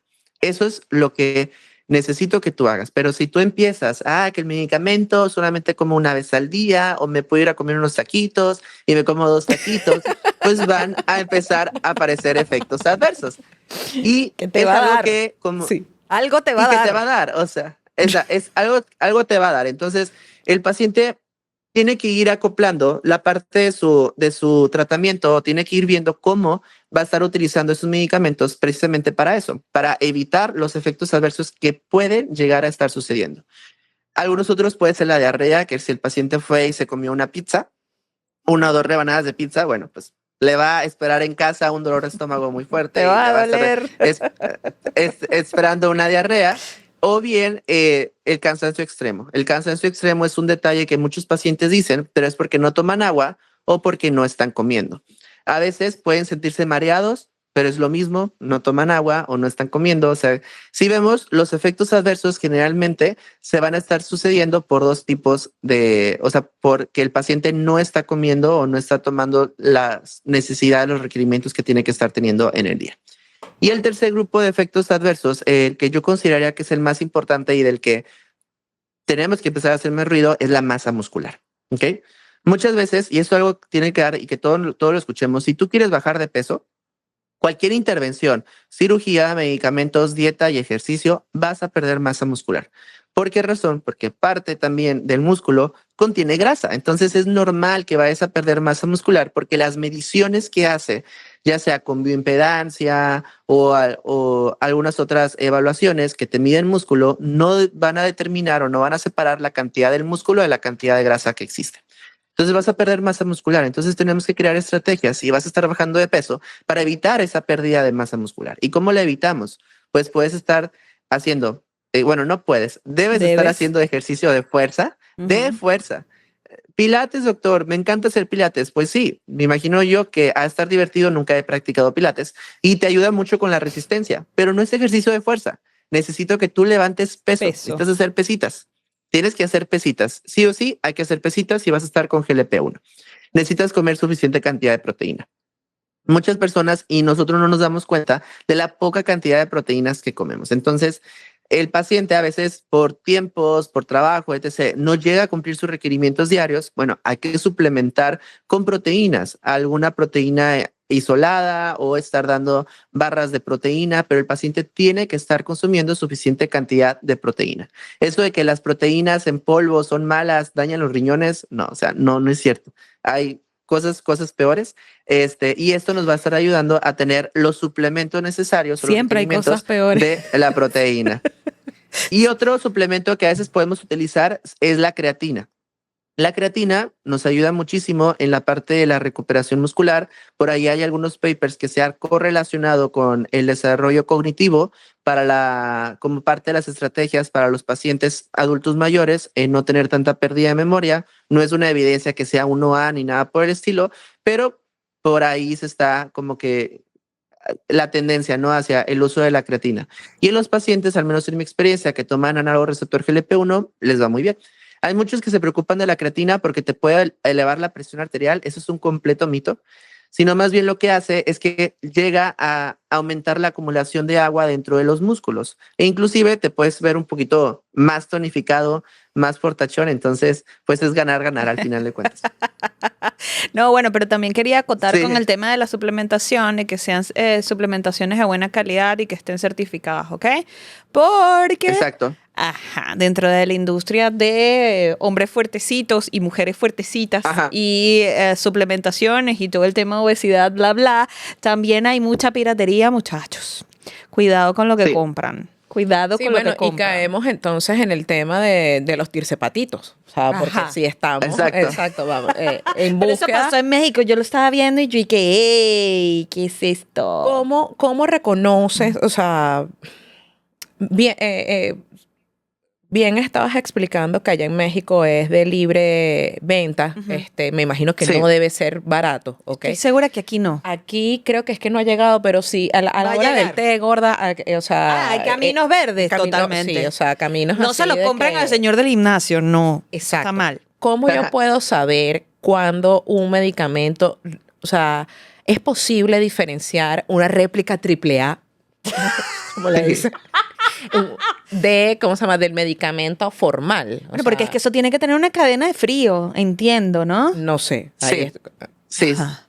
sí. Entonces, es fácil, de hecho es muy fácil de reconocer porque generalmente nosotros vamos a tener dos moléculas actualmente, que son las que más se comercializan. Tenemos semaglutide y tenemos tirzepatide. Entonces, semaglutide tú la vas a encontrar en el laboratorio de Novo Nordisk. De hecho, aquí tengo una que es la que les enseño a los pacientes. Aquí la pueden ver. Ujú. Generalmente vienen en la forma de estas plumas, o sea, son dispositivos. Entonces, este dispositivo pues va a tener tanto los logos, las características del medicamento y precisamente la vas a estar comprando en las farmacias. Entonces, si tú quieres saber exactamente si el medicamento que te están vendiendo es original o no es original, cómprala en una farmacia de verdad, en una farmacia buena. No estés buscando en farmacias que son de dudosa procedencia, porque típicamente ahí pues no van a tener una calidad con los medicamentos o no van a tener las certificaciones o algo por el estilo.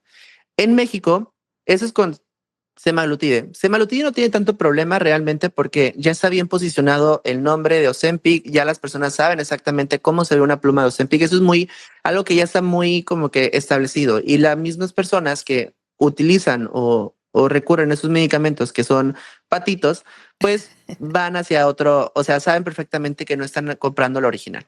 El problema de la tirzepatide es que en México ya vas a ya cambiar, pero en México nos la entregaron en estos frasquitos. Ok. Ok. Entonces, eso es un problema porque al ser un vial se presta a muchas cosas, ¿no? Al final de cuentas, si tú vas a un spa y te dicen, ¿no te quieres poner un skinny shots, que es como les llaman? Así de Skinny trágico shot. es esto. ¡Ey! Tiene Así muy es. buen nombre comercial, me gusta. Pero no me gusta que lo Entonces- hagan.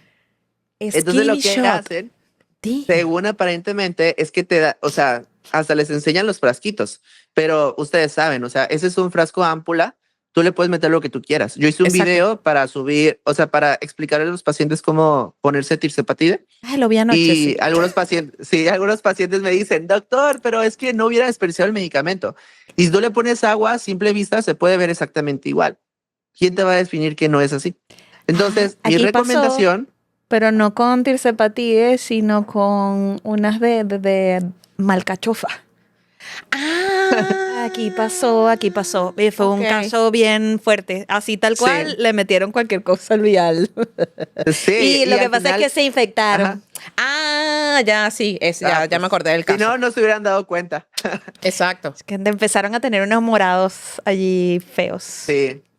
Qué Entonces, ¿cómo te puedes dar cuenta? Sí, es muy sencillo. O sea, si vas a ir con un médico a que te ponga el medicamento, pues asegúrate de que el médico pues contenga farmacia, ¿no? O sea, eso tiene que ser algo bien claro. Segundo, asegúrate de que estén abriendo el frasco enfrente de ti. Eso es definitivo. O sea, los frascos no los venden así sueltos, los venden en cajas. Entonces, tienen que abrirte la caja enfrente de ti. Y para que no te estés complicando por nada del mundo, ve y cómpralo tú en la farmacia, pero si te da miedo aplicártelo o confías, vas con el médico. Al final, también lo que sucedía mucho es que el frasco de 5 miligramos, como tal, en México tiene el mismo costo que el frasco de 2.5, cuestan lo mismo, pero había personas que te ponen el frasco de 2.5 o te ponen la dosis de 2.5, pero a través del frasco de 5 miligramos. Se ponen la mitad. No, no hagan eso. Te ponen la mitad. Entonces, al final, pues si te están poniendo 5 miligramos y te ponen solamente, o sea, te toca 2.5 y te ponen el frasco de 5 miligramos, el laboratorio nos dice que no se recomienda porque no sabemos cuánto va a ser la dosificación que te va a tocar, porque está en 0.5 mililitros, está completo, está Es todo lo el mismo que medicamento. Si picar te ponen pastillas. 0.3, exactamente, entonces no podemos garantizar. Al ser un medicamento que es un poco más costoso, esas técnicas se vuelven un poco más recurrentes, pero esto no es a donde iba. Resulta que les vendían la dosis de 2.5 a precio de 5 miligramos. No. O sea, al mismo precio. O sea, todavía que el farmacéutico o el médico le ponía la mitad del frasco, todavía se lo vendía al doble. Entonces, para que se eviten ese tipo de cosas. Viste que Vamos, Latinoamérica unida, marica. Nos parecemos demasiado, ¿ves? No. Sí, para que se eviten ese tipo de cosas, compren o sea, ustedes piden la receta al doctor. Si el doctor no te quiere dar la receta, eso ya es una red flag. Te tiene que dar una receta. Tú ve y compra el medicamento y listo. Se acabó. Así de sencillo. Y esa va a ser la forma más segura en la que tú puedas estar de que te estés aplicando el medicamento correcto. Otra red flag es que si el médico te está prometiendo que vas a bajar 10 kilos, 15 kilos, sale ahí. O sea, ninguno te puede prometer cuánto peso vas a estar bajando porque depende de muchísimos factores. ¿Ok? Entonces, sí, yo creo que esa sería la forma más sencilla. ¿Quieres evitar caer en tirsepatitos o cosas así? Ve y cómpralo tú directamente a la farmacia. Te sale inclusive más barato. No, yo estoy O sea, es que esto fue como una dosis de realidades en muy poco tiempo, porque entre el skinny shot, que no sabía, y ya, mira, te puedo asegurar que ya alguien que va a ver este capítulo, doctor, va a poner, o sea, ya veo ¿cómo se llama? Las promociones en spa de que te inyecta tu skinny shot. No, bueno, Bendito sea el también puede creador. ser el de la Kardashian, alguna cosa de esas podrían soltarla, porque ellas fueron las primeras que pusieron de moda este asunto. También es Ya, verdad. vale acotar que todo esto es una industria dentro de todo, ¿no? Ujú. Además de la evaluación esta que ya venimos hablando y de saber todo, cómo saber que Todos los secretos. que no te pongan allí una porquería y de paso que te lo paguen al doble, que te pongan un poco de agua infectada, no lo hagan, por nivel? favor. O sea, el tema del agua infectada estoy ¿Qué pacientes serían como los ideales para este tratamiento? O sea, ¿es para todo el mundo? Porque aquí voy a lo que hablábamos de mi amiga Kim y sus hermanas, Ujú. y todo este boom, además de quererte ver delgada, quererte ver hermosa, joven, por siempre y para siempre. Esto es un medicamento, ¿ok? Es un medicamento que va a tener cosas adversas que ya lo conversamos, pero te estás poniendo algo en tu cuerpo que además tienes que tomar la decisión que va a ser por un tiempo largo, porque eso no esa es otra pregunta. Esa es otra cosa que deberíamos de hablar. Deberíamos de hablar. El tratamiento con los GLP-1. ¿Cuánto es lo máximo o cuánto es lo mínimo? Y bueno, ¿quién es el paciente ideal para recibir tratamiento con GLP-1? Si estás viendo, por ejemplo, y que lo comentaste hace algún rato, si el paciente lo que tiene es una deficiencia de vitamina D, y me imagino que lo primero que vas a hacer es tomar la decisión de suplementar. Si esta suplementación no da los resultados que esperas, entonces sí comenzarías con GLP-1 o ¿quién es el paciente ideal? ¿A quién se le apuesta de primera mano? Porque no es para todo el mundo y no es todo el tiempo. Exacto. Sí, bueno, aquí existen muchas controversias, porque definir al paciente ideal, regresamos al mismo concepto de prediabetes. Okay. Muchas veces nosotros cuando hablamos de prediabetes es cambios en el estilo de vida. Hoy en día sabemos perfectamente que si un paciente con prediabetes solamente le das cambios en el estilo de vida, probablemente vaya a evolucionar a diabetes. Y no hay que mezclar diabetes con obesidad porque son dos enfermedades completamente aisladas. Sí. Actualmente, ¿qué es lo que nos dicen las recomendaciones, las guías? Que esto tal vez pueda cambiar en un futuro, tal vez sí, es que aquellos pacientes que tengan un índice de masa corporal por encima de 30, lo recomendable es iniciar tratamiento farmacológico. Pacientes con índice de masa corporal por encima de 27 con comorbilidades, que puede ser diabetes, hipertensión, hipertrigliceridemia, también se va a recomendar el uso o iniciar con tratamiento farmacológico, pero no es sinónimo de iniciar GLP-1. Pacientes que tengan sobrepeso, se puede recomendar los cambios nutricionales y los cambios en el estilo de vida. Pero estamos nuevamente en esta línea delgada de que, bueno, pues si el paciente, si al inicio el doctor me decía que no podemos utilizar únicamente IMC, ¿por qué las dosificaciones o las indicaciones se basan en IMC? Pues porque así estamos actualmente con obesidad. Está tanta discrepancia. Entonces se vuelve un punto muy ciego en donde, bueno, tú tienes a una paciente que está en la perimenopausia o va a entrar a la menopausia, tiene 80 kilos y quiere bajar 10 kilos de peso, porque ella en su mente dice, doctor, es que yo quiero bajar 10 kilos antes de entrar a la menopausia, porque yo sé que entrando a la menopausia va a ser todavía más complicado. Ahí le vamos a iniciar el tratamiento, no se lo vamos a iniciar, y la paciente ya te ha dicho, he tenido mil y un cosas, mil y un dietas, he ido con nutriólogos, hago ejercicio, tengo dieta, he tenido pacientes que son entrenadoras, que son deportistas, que corren maratones, y siguen teniendo este mismo problema, porque se trata de un problema o de una entidad crónica. Entonces, ¿se lo prescribimos o no se lo prescribimos? Ahí El está el paciente dilema. lo demanda, el paciente lo demanda o lo demanda aún más. Entonces, yo al menos como médico, siempre que vamos a iniciar una prescripción, lo primero que trato es, bueno, vamos a sentarnos. Tú vas a tener una reducción de peso en 3 meses entre el 5 al 10% del peso corporal. O sea que si tú me pesas 70 kilos y quieres llegar a 65 porque quieres tener tu cuerpo de verano, no creas que en 3 meses vas a bajar 5 kilos, porque lo más probable es que vayas a bajar 3 kilos, 1 kilo por mes, si es que bien nos va. Y esto es desde el punto de vista estético, porque una persona que tiene un peso de 70 kilos y no cumple con ningún otro parámetro metabólico, que no tiene ningún otro problema, difícilmente va a ser candidata para iniciarle estos análogos receptor GLP-1. Pero las personas lo quieren, lo piden, y si tú se los niegas, se van con otro médico. Entonces, todos los que nos estén escuchando, piénsenlo así. Tú en 3 meses lo que vas a tener de reducción es 5% del peso corporal. Pero eso no es simplemente no es lo más importante. Lo más importante es qué es lo que va a suceder a un año de tu tratamiento. Y es que lamentablemente todos estos medicamentos que son los GLP-1 van a tener una pérdida de eficacia conforme va pasando el tiempo, por lo cual son las dosis escalonadas y vas a tener que ir subiendo la dosis en ocasiones, hasta llegar a tu meta. Y segundo, si tú suspendes el tratamiento, probablemente tengas una reganancia de peso. Y esa reganancia de peso va a ser de 2/3 partes del peso que perdiste. Entonces, se escucha muy drástico, son cosas que dices, doctor, entonces voy a depender del tratamiento de por vida. Cambiamos la pregunta. ¿Un paciente con diabetes, le puedo suspender el medicamento de la diabetes? Pues no. ¿Un paciente con hipertensión, los antihipertensivos? Tampoco. Y eso es lo que el paciente tiene que pensar antes de irse y ponerse su skinny shot. O sea, eso es lo que tenemos que tener en nuestra mente. Y eso es lo que falta, y es por eso que yo me dedico a hacer ese tipo de contenido. O sea, porque esta información, esta pieza clave es la que los pacientes no conocen.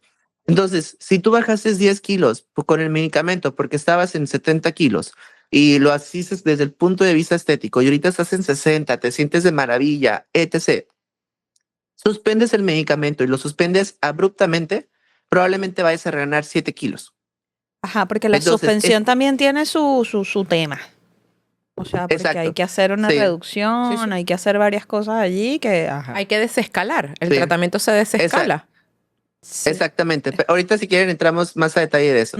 Pero lo que yo quiero que nos quedemos todos es de que si tú vas a iniciar ese tratamiento con GLP-1, porque prescribirlo es lo más sencillo. Al final de cuentas simplemente se la receta y ya. Y el médico muchas veces, por no entrar en conflictos, les dice a los pacientes, ¿sabes qué?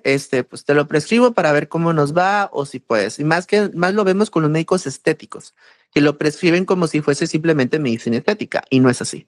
Yo al menos tengo la dicha de que por el flujo de pacientes que tengo, no me llegan este tipo de pacientes. A mí me llegan pacientes que tienen apnea obstructiva del sueño, que tienen hígado graso, que tienen diabetes. Entonces, no me veo tan envuelto en este conflicto en la parte estética. médico estético, porque si ustedes ven mi contenido, nunca va dirigido hacia eso. Sí. Pero si tú eres médico y estás viendo esto y vas a prescribir esos medicamentos, inclusive hasta puede ser una mala reputación de tu marca estética, porque el paciente va, yo tratando de que los estéticos no los den, es que no entiendo por qué los dan. O sea, porque nunca nos imaginamos a un médico estético, que no tiene nada de mal, o sea, no quiero que lo vean como una ofensa, pero nunca nos imaginamos un médico estético tratando diabetes. O sea, eso ni siquiera ellos se lo imaginan. ¿Por qué tratan obesidad? O sea, si es del mismo rubro metabólico, al final de cuentas. Entonces, si tú como médico te llega este paciente, Piénsalo así, o sea, el paciente tiene que continuar con el tratamiento. No lo puede suspender. Lo tiene que estar continuando porque si te lo suspende a los 3 meses, a los 6 meses, va a reganar el peso que perdió. Y es famoso efecto rebote que sabemos perfectamente hoy en día que no es que exista un efecto rebote, sino que son estos cambios que vamos a tener nosotros en la relación con la ganancia y con la pérdida de peso, ¿no? Sí, o sea, tengo a alguien conocido que tuvo tratamiento y sí lo hacen intermitente. O sea, es como un mes, deja 5 meses, luego vuelve un mes, pero es más mantenimiento de peso que otra cosa. No, no es un tratamiento de diabetes como tal. Ok.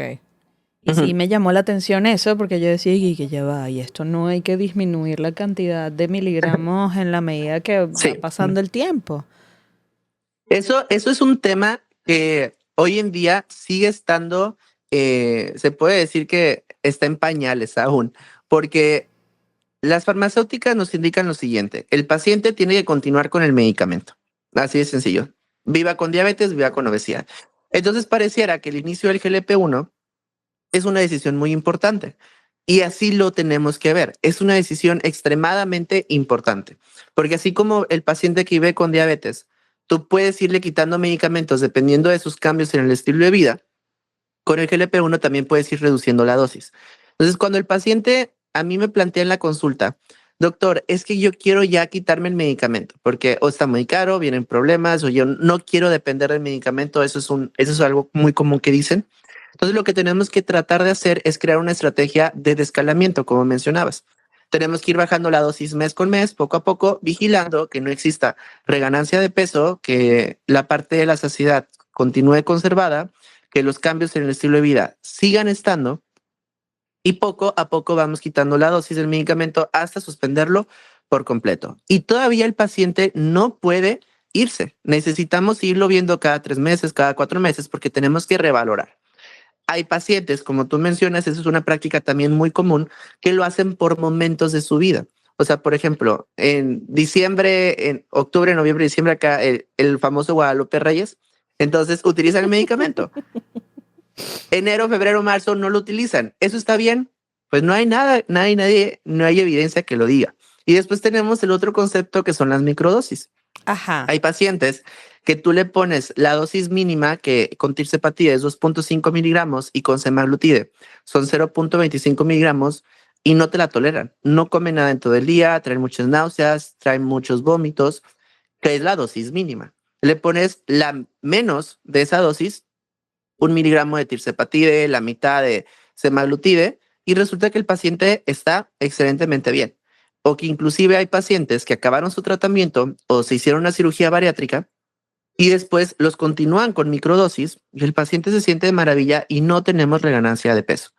Entonces, ¿eso está válido?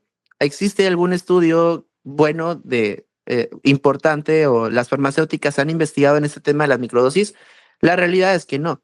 Sí, pero es algo que muchos médicos lo han empezado a identificar, y que también este proceso de escalamiento también se llega a modificar dependiendo del paciente. Yo he tenido pacientes que se han quedado con la dosis mínima como por 6 meses.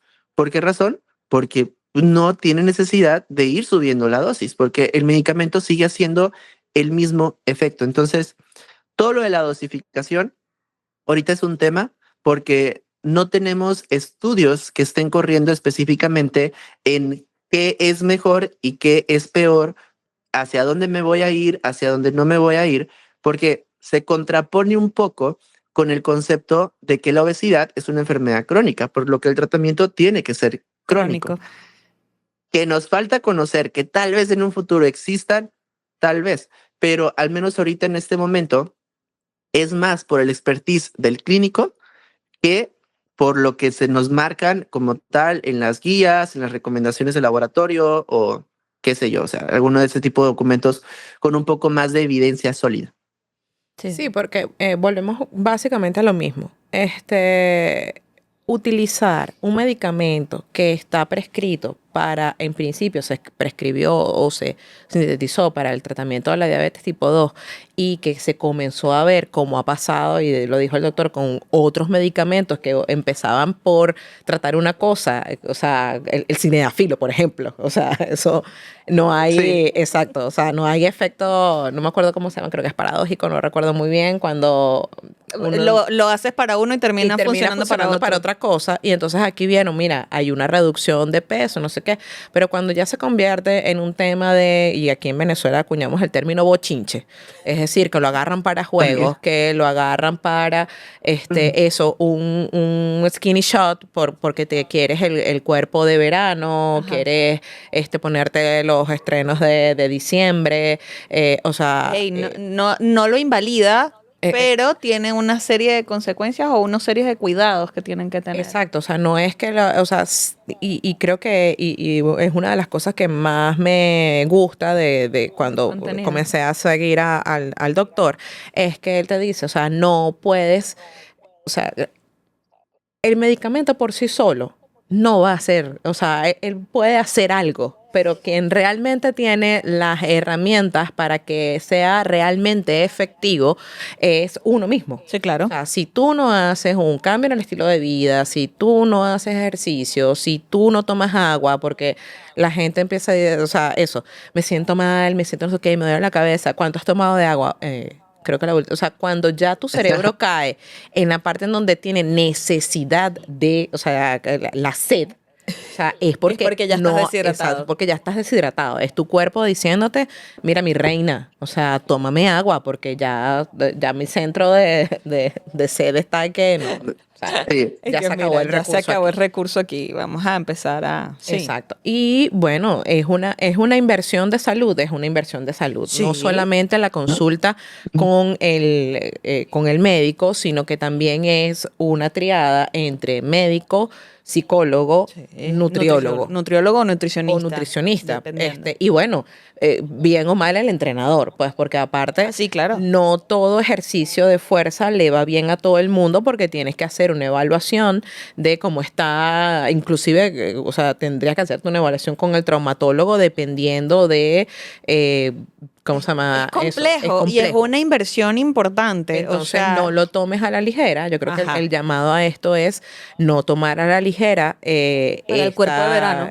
para el cuerpo de verano, sino que hay unas implicaciones allí y revisarte un poquito. Pues bueno, ok, vas a tomar la decisión de hacer una inversión, no es una inversión de un mes, es No. una inversión, no de sé, por, ya de por vida, dependiendo de tu cronicidad, porque Exacto. también Y de la respuesta de tu cuerpo. Bueno, Ajá. en el mejor de los casos, pues tienes una ampolla de tirzepatida y, coño, necesitas la dosis micro, ¿sabes? La mitad de la mitad.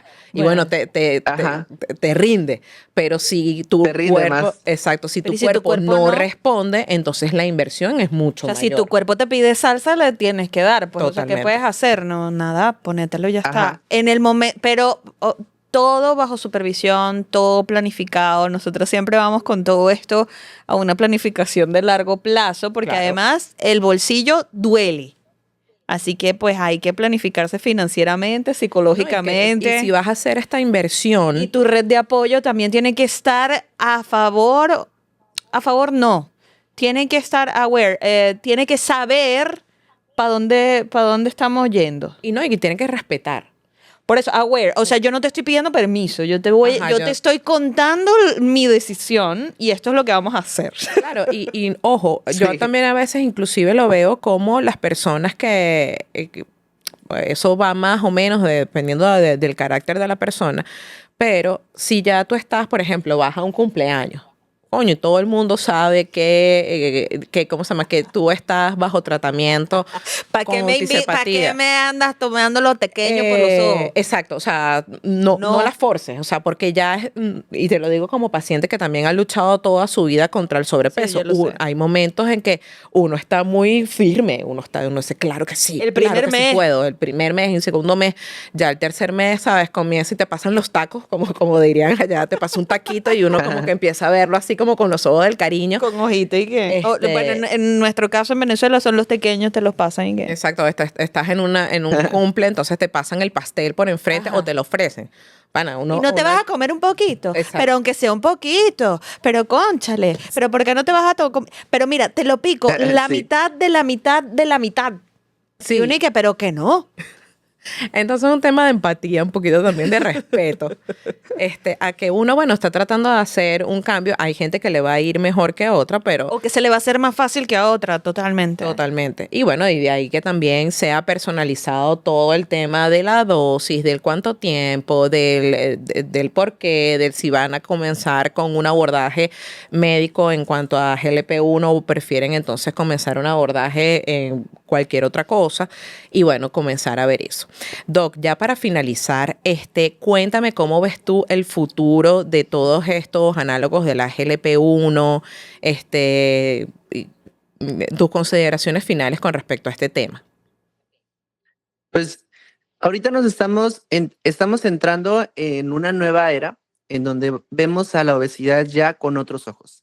Y eso al menos es un cambio enorme en relación con todo lo que ha sucedido en muchísimos años anteriores. Muchas veces todos los cambios son complicados, son difíciles y más como sociedad el empezar a identificar esos patrones de enfermedades que están muy prevalentes, que es algo que está completamente normalizado, pero que va a cargar en el sistema de salud de cualquier país o también en el sistema financiero de la familia, Sí. porque es algo lamentable que muchas veces vemos, pero que ya lo estemos viendo desde otros ojos, no desde el punto de vista juicioso, no desde el punto de vista de culpa, no es desde el punto de vista en que el paciente no le quiere echar ganas, sino desde el punto de vista médico, que se trata de una enfermedad crónica, ya esto va a ser una revolución en cómo nosotros abordamos todas las enfermedades metabólicas. Y los GLP-1 llegaron específicamente, como mencionaban, para diabetes. Ahorita se ha identificado que se utilizan también para obesidad. Ya en Estados Unidos está la aprobación de semaglutide para el paciente que tiene hígado graso asociado con disfunción metabólica. Próximamente van a haber algunas otras indicaciones y de hecho hasta ya están corriendo estudios para algunas enfermedades neurológicas como Parkinson y Alzheimer. Entonces, estamos ahorita así me gusta verlo, estamos en el primer año de lo que le va a deparar a los próximos 5 años en el tratamiento de diabetes, obesidad y todo lo demás. Hace 5 años, del 2000, se puede decir, al menos en México, del 2020 a 2025, eran los ISGLT2, que la DAPA, que la EMPA, que la CANA, que le sacaban todo, hasta si te ibas y comías tacos, podías echarte una empaglifosina, ¿no? Entonces, o sea, así como chascarrillo, ¿no? O sea, eran los ISGLT2 la punta cuando hablábamos de máxima efectividad y tratamiento en diabetes. Ahora, ¿qué es lo que vemos con los GLP-1? Que los GLP-1 llegaron como una nueva terapia que todas las farmacéuticas ya están empezando a invertir en el GLP-1, van a empezar a salir. Viene, por ejemplo, Boehringer, va a sacar su nuevo GLP-1, va a salir próximamente. Viene Retatrutide, que es el triple agonista. Si doble es mejor que uno, pues triple es mejor que los demás, supongo. Imagínate. Y este también va a ser de Lilly. Va a salir CagriSema, que es de Novo Nordisk. Va a salir Mazutide, que creo que es de una que es China. Entonces, vienen los próximos, al menos 5 años, una gran oleada de medicamentos análogos al receptor GLP-1 y que esto va a ser algo bueno. No lo tenemos que ver como que, ay, ahora las personas cada vez se van a volver más flojas. No, lo tenemos que ver de que por primera vez vamos a empezar a atacar un problema que existe en nuestra sociedad, pero que al no tener el acceso, pues nosotros tratábamos de minimizarlo o tratábamos de, pues no pasa nada, que es la obesidad. Entonces, el que existan nuevas moléculas, ya perdió patente el liraglutide, que es Saxenda. Entonces, próximamente vamos a ver que va a haber algunas compañías genéricas que van a estar produciendo ese tipo de medicamento. Próximamente va a perder patente también semaglutide, todavía le faltan sus años. Tirzepatide todavía le faltan muchísimos más años. Claro. Pero empezamos a notar de que poco a poco van a ir incorporándose nuevas terapias para el tratamiento de esta condición que es crónica y que muy probablemente en 5 años nosotros veamos desde otros ojos todo lo que estamos platicando ahorita. Y me lo voy a poner de recordatorio en 5 años, ver este podcast para ver todo lo que ha cambiado en relación con el GLP-1, con las terapias de incretinas, con el abordaje de la obesidad, porque estamos, podría decir, en una nueva era que se está revolucionando y que increíblemente se está revolucionando tan rápido a diferencia de otros lanzamientos, de otros medicamentos, de otros grupos, de otras enfermedades. O sea, el avance es inclusive, o sea, es muy rápido y es muy emocionante. Entonces, al menos sé que nos deparan cosas buenas en el tratamiento de la obesidad, en el tratamiento de muchas enfermedades relacionadas con esta índole crónica metabólica, en el abordaje de este nuevo concepto que no está tan nuevo. En el 2023 fue apadrinado como síndrome cardiorrenal metabólico. Entonces, vienen muchísimas cosas buenas en relación con las enfermedades metabólicas que al final el objetivo va a ser tratar de evitar progresar a las otras enfermedades. Antes hacíamos todo lo posible para que el paciente, si se infartó, no se volviera a reinfartar. Ahora nos preocupamos de que el paciente no llegue al infarto. Exacto. Pero a partir de ahorita nos preocupamos de que el paciente no llegue a tener diabetes, hipertensión ni dislipidemias, que son las enfermedades de las grasas. Y eso es por lo que están entrando esos GLP-1. Fantástico. Bueno, es que esto viene todo de los nuevos paradigmas de la medicina preventiva y basada en evidencia. Exacto. Exactamente. Bueno, muchachos, esto fue todo por el día de hoy. Divina la conversación. La conversación estuvo espectacular. Muchísimas gracias al Gracias doctor. a ustedes. De verdad, por un día domingo creo que son las 9 de la mañana, ya creo que son las 11 de la mañana en México. Por ahí. Porque ya son casi la 1, ¿no? Yo creo que A ver, sí, ya son, según yo, 10 para la 1. 10 para la 1, sí. Bueno, muchísimas gracias, de verdad. Pueden seguir al doctor en todas sus redes. Yo lo conocí en TikTok, pero, coño, no podemos decir redes. Bueno, en fin, no importa. Normal. Les vamos a dejar acá abajo, como siempre, las redes del doctor para que lo sigan. Todas por allí. Igual lo vamos a etiquetar cuando saquemos los reelcitos. Acuérdense de seguirnos a nosotras por todas las redes sociales y meterse en nuestra página web www.sangresudoripipetas.com. Nos vemos la semana que viene, muchachos. Chao, Doc. Un placer. Excelente. Chao, un placer. Bye bye, un gustazo. Divino.